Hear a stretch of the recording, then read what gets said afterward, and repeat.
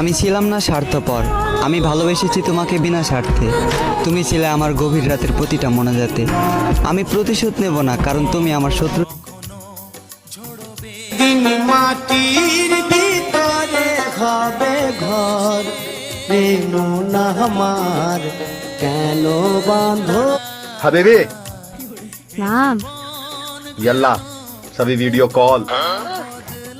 لا حبيبي حرام، رمضان قريب.